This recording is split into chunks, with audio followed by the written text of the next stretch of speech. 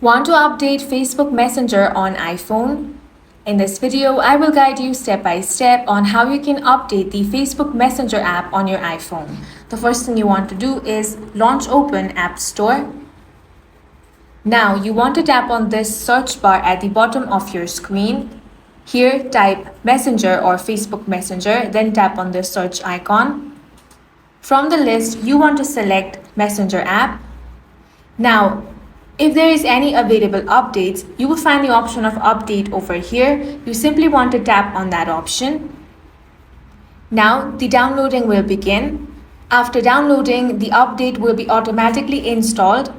Then you can simply tap on the open option and an updated version of Facebook Messenger will be here. So in this way, you can easily update the Facebook Messenger app, and that's it for this video. If you found it useful, make sure to hit the like button and subscribe for more videos like this.